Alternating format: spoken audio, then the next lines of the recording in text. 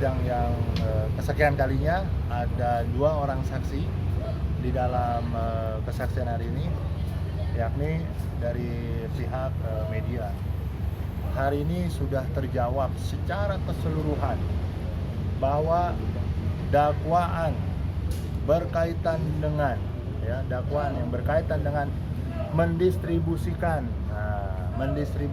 dalam undang-undang IT sudah jelas-jelas terbantahkan. Ini menjadi satu fakta yang tidak terbantahkan. Kenapa? Karena dari wartawan sendiri melihat secara langsung kejadian sebagai sumber berita. Yang kedua, konten daripada tayangan bukan dibuat, bukan diedit, bukan direkam oleh seorang Vicky Prasetyo. Bahkan pendistribusian yang dituduhkan kepada klien kami, mendistribusikan, menyebarluaskan, jelas hari ini terbantahkan. Yang mendistribusikan adalah televisi, adalah stasiun televisi dan program. Ada 2 dari program itu, program Insert dan Silet. Sudah barang tentu dari pertanyaan-pertanyaan kami yang kami berikan, apakah Vicky Prasetyo memiliki kewenangan untuk melakukan editing, melakukan distribusi melalui channel YouTube, melalui stasiun TV? Jawaban mereka tidak. Apakah Vicky Prasetyo mengundang? Jawaban mereka tidak. Wartawan, teman-teman media memiliki dasar memberitakan, yakni Undang-Undang Pers dan Undang-Undang Penyiaran. Nah, ketika kemudian hari ini klien kami, Vicky Prasetyo, dituduhkan orang yang menyebarluaskan, mendistribusikan. Nah, ini sudah secara kasat mata, sudah secara fakta hukum. Kalau kami kuasa hukum mengatakan bahwa tuduhan daripada jaksa, dakwaan daripada jaksa tidak mendasar, dan tuduhan daripada jaksa tidak mampu dibuktikan oleh saksinya sendiri. Ini sudah sangat jelas. Bahkan tadi ada beberapa dari kesaksian, kembali lagi bukan kami, sekali lagi mohon maaf, bukan kami, tapi dari kesaksian daripada wartawannya sendiri. Ada beberapa BAP yang ternyata ditandatangani bukan di tempat yang semestinya, bahkan ditandatangani melalui scan daripada via email, dan itu kembali bukan kami. Itu adalah ungkapan, pernyataan dan kesaksian daripada saksi sendiri yang menyatakan itu di depan pengadilan, gitu loh. Nah, ini menurut kami kembali kayak kemarin ada beberapa statement yang memang menurut kami kaget juga ya mendengar seperti itu. Makanya saya meyakini bahwa perkara ini, dalam hal ini klien kami jelas-jelas ya secara nyata betul marah melihat. Tadi dilihat ya wartawan, bagaimana kondisi Vicky tadi pada saat kejadian. Oh ya Pak, dia marah. Saya tanya kenapa dia marah? Karena melihat istrinya berada di dalam kamar dengan laki-laki lain. Nah, pertanyaan lagi, apakah ketika saksi 2 orang ini melihat Vicky ada di mana? Vicky ada di luar. Angel Elga dan Vicky Alman ada di mana? Ada di dalam kamar.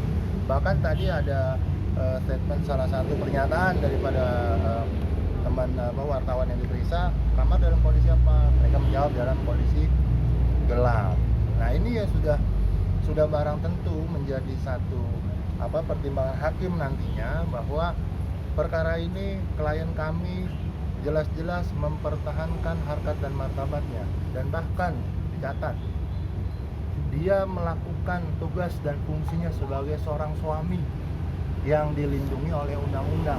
Kewajiban dia sebagai suami menjaga istrinya, mempertahankan rumah tangganya, dan kewajiban dia juga menjalankan hukum-hukum adat yang berlaku di Republik ini, di lingkungan.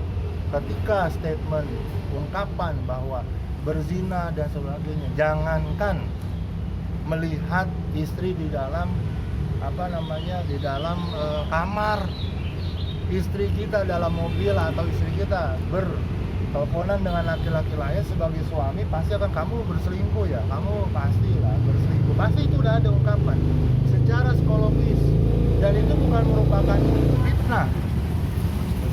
Ucapan seorang Vicky keluar melihat momentum kejadian. Kejadiannya adalah istrinya ditemukan di dalam kamar Suami mana yang tidak akan mengucapkan kata-kata tuduhan? Masa ketika suaminya istrinya di dalam kamar, sang suami mengatakan, "Mama ngapain dalam kamar? Ayo keluar, Mama ayo keluar, Papa di luar." Nggak mungkin. Pasti kondisinya marah melihat istri berada di dalam kamar dengan laki-laki lain. Ketika emosional ini adalah bagian daripada kejiwaan orang. Pasti dia akan marah, pasti dia akan mengungkapkan ungkapan kemarahan. Ungkapan kemarahan inilah yang kemudian dituduhkan sebagai fitnah, gitu loh. Jadi ungkapan kemarahan emosional inilah yang dikatakan sebagai fitnah. Kalau fitnah, Angel tidak ada di kamar, Angel ada di luar, Vicky ada di mana, Vicky Alman ada di mana tahu. Dituduh, kamu selingkuh ya, kamu berzina ya, wajar kalau itu dikatakan misalkan fitnah. Tapi kalau depan mata kepala sendiri, dia melihat, dia menyaksikan secara langsung istrinya berada di dalam kamar dengan laki-laki lain, wajar. Semua natural manusia, apalagi posisi sebagai suami yang harga dirinya merasa terinjak-injak. Di dalam fakta persidangan jelas bahwa Vicky Alman sudah beberapa kali berkunjung ke dalam rumah yang notabene rumah itu adalah tempat tinggal antara Vicky dengan Angel, dan mereka masih berstatus suami istri. Ini mesti dipahami dan mesti disadari. Kalau itu dikatakan fitnah, berarti beritanya berita bohong, berarti faktanya tidak ada. Yang dimaksudkan perselingkuhan, perzinahan seperti apa, perspektifnya luas, gitu loh. Hukum kita tidak hanya berpatok pada hukum positif saja. Hukum positif ini tercerminkan dari hukum adat, hukum istiadat, norma-norma budaya yang berlaku. Bahkan RT sudah mengatakan itu bukan jam normal. Bahkan Vicky Alman sendiri dalam kesaksian, dia menyatakan ada jam normal dan ada jam tidak normal. Bukan dari pihak kami yang melakukan pembelaan, tapi dari saksi-saksi sendiri yang pada akhirnya membentuk satu kesimpulan dalam persidangan bahwa Vicky Prasetyo dalam hal ini tidak patut, tidak layak dinyatakan sebagai terdakwa. Menurut versi kami, bahwa Vicky mempertahankan harkat dan martabatnya seorang suami, dan dia juga menjalankan asas dan norma-norma yang berlaku. Kalau ini dibiarkan, bukankah dalam Islam sendiri ketika kita tahu ada satu perzinahan, maka yang akan dihukum adalah lingkungannya, tetangga kanan kiri secara hukum juga bertanggung jawab. Oleh karena itu, kami punya satu keyakinan bahwa insya Allah dengan perjuangan yang kami lakukan, dengan proses persidangan ini, kami punya satu keyakinan keadilan, kebenaran akan keluar pada saatnya. Dan kebenaran serta keadilan itu tidak akan pernah tertukar dengan cara apapun, bahkan dengan cara-cara yang tidak baik dalam proses penegakan hukum ini pun akan terungkap secara gamblang di dalam persidangan. Dan teman-teman masyarakat media tahu apa yang disaksikan oleh saksi, apa yang kami pertanyakan, apakah kami merekayasa pertanyaan ataukah kami mengarahkan pertanyaan. Semua pertanyaan kami murni berpaku pada dakwaan, dan jawaban-jawaban mereka, saksi-saksi yang dihadirkan, kecenderungannya ya bahwa perkara ini sangat-sangat dipaksakan pada awalnya.